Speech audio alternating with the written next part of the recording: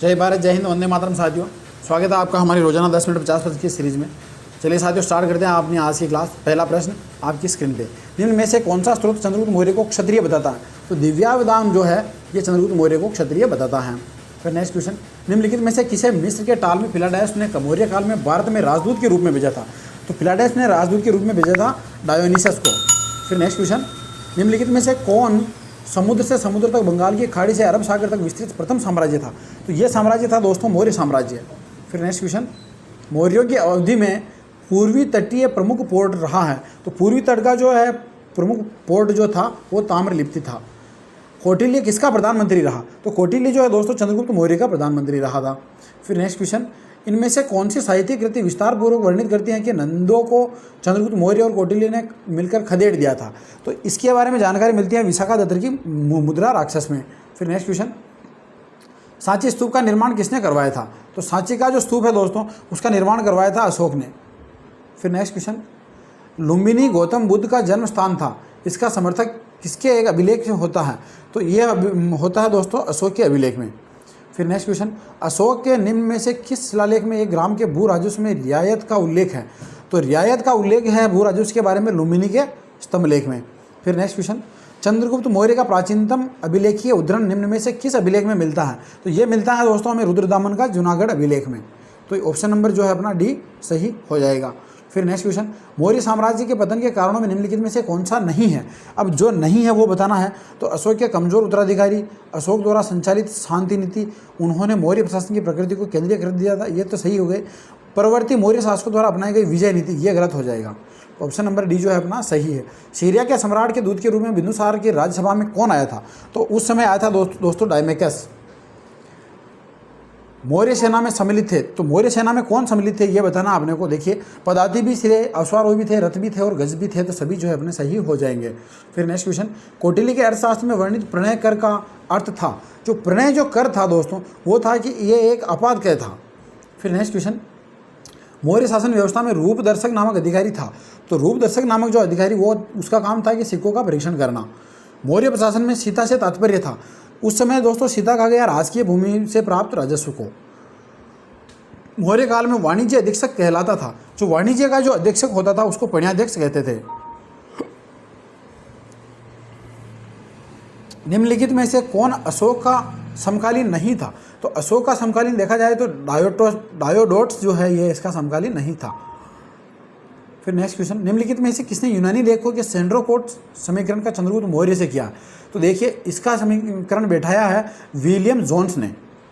फिर next question, Chanakya का अन्य नाम था? जो चाणक्य जो था दोस्तों उसका अन्य नाम था विष्णुगुप्त, इसी को हम कौटिल्य भी कहते हैं। निम्नांकित में से किसकी तुलना मैकियावेली के प्रिंस से की जाती है? तो मैकियावेली है उसका जो ग्रंथ है प्रिंस, उससे की जाती है कौटिल्य के अर्थशास्त्र की। वह कौन शासक था जिसने राज सिंहासन पर बैठने के लिए अपने बड़े भाई सुसीम की हत्या की थी? बड़े भाई सुसीम की हत्या की थी दोस्तों सम्राट अशोक ने। फिर नेक्स्ट क्वेश्चन, निम्नलिखित में से सम्राट अशोक की वह पत्नी कौन थी जिसने उसको प्रभावित किया था? तो वो थी दोस्तों कारुआ की। फिर नेक्स्ट क्वेश्चन, बिंदुसार के विद्रोहियों को कुचलने के लिए अशोक को कहाँ भेजा था? तो उसने उसको भेजा था तक्षशिला में। फिर नेक्स्ट क्वेश्चन, निम्नलिखित में से प्राचीनतम राजवंश कौन सा है? अब इनमें से सबसे प्राचीन देखा जाए तो मौर्य राजवंशी जो है सबसे प्राचीनतम है। कलिंग विजय के उपरांत अशोक महान ने निम्नलिखित किस धर्म को अंगीकार कर लिया था? तो उस समय अशोक ने जो है बौद्ध धर्म को अंगीकार कर लिया था। फिर नेक्स्ट क्वेश्चन, चंद्रगुप्त के शासन विस्तार में किसने मुख्य रूप से मदद की थी? तो चंद्रगुप्त की मुख्य रूप से मदद की थी चाणक्य ने। फिर नेक्स्ट क्वेश्चन, सांची किस कला व मूर्ति कला का निरूपण करता है? सांची जो है दोस्तों बौद्ध कला का निरूपण करता है। सार्थवाह किसे कहते थे? सार्थवाह जो होते थे दोस्तों ये व्यापारियों के काफिले के प्रधान थे। फिर नेक्स्ट क्वेश्चन, अशोक ने बौद्ध होते हुए भी हिंदू धर्म में आस्था नहीं छोड़ी, इसका प्रमाण है? तो इस चीज़ का हमें प्रमाण मिलता है देवनाम की उपाधि से।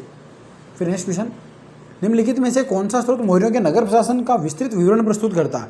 अब इनमें से देखा जाए तो मेगास्थनीज की जो इंडिका है ये हमें विस्तृत विवरण प्रस्तुत करता है।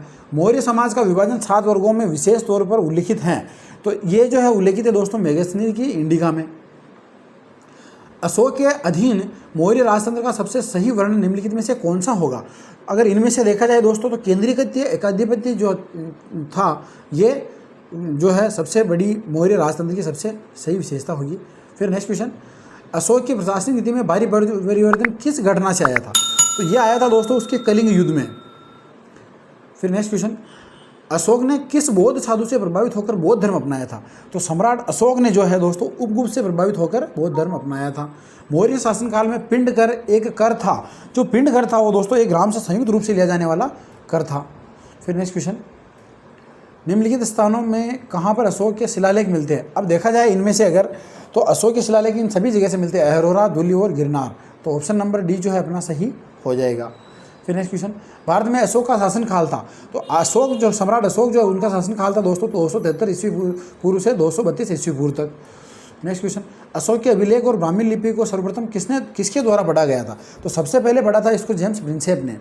फिर नेक्स्ट क्वेश्चन, मौर्य प्रशासन में राजस्व संग्रह का अधिकारी था। तो उस समय राजस्व संग्रह का जो अधिकारी था उसे समाहर्ता कहा गया है। फिर नेक्स्ट क्वेश्चन, अशोक का रुमिंदेय स्तंभ संबंधित है। ये जो है दोस्तों बुद्ध के जन्म से संबंधित है। फिर नेक्स्ट क्वेश्चन, मौर्य साम्राज्य के पतन से संबंधित मतों में से सही सुमेलित विकल्प का चयन कीजिए। अब इनमें से जो सही है वो बताना। देखिए, डी एन झा कमजोर उत्तराधिकारी बताया इन्होंने, सही है। डी डी कोसाम्बी धार्मिक नीति बताया, ये गलत हो जाएगा। हरप्रसाद शास्त्री आर्थिक नीति, ये भी गलत हो जाएगा। तो ए जो है अपना सही हो जाएगा। फिर नेक्स्ट क्वेश्चन, यहाँ दो सूचियाँ दे रखी है, इनको जो है अपने को मिलाना है। तो देखिए, समाहर्ता जो होता था ये संग्राहक होता था। सन्निदाता कोषाध्यक्ष और भंडाराध्यक्ष, नागरक नगर मजिस्ट्रेट और अक्षपटलिक केंद्रीय लेखाधिकारी। फिर नेक्स्ट क्वेश्चन, निम्नलिखित में से किन अभिलेखों में अकाल से निपटने के उपायों का उल्लेख है? अकाल से निपटने के उपायों का उल्लेख की अगर बात करें दोस्तों तो ये थे सोहगोरा, ताम्रपत्र और महास्थान अभिलेख। तो 3 और 4 जो है अपने सही हो जाएंगे। फिर नेक्स्ट क्वेश्चन, निम्नलिखित में से किस शासक या शासकों की उपाधि देवनाम प्रिय थी? अगर देखा जाए तो अशोक और दशरथ जो है इन दोनों की उपाधि थी जो है देवनाम प्रिय थी।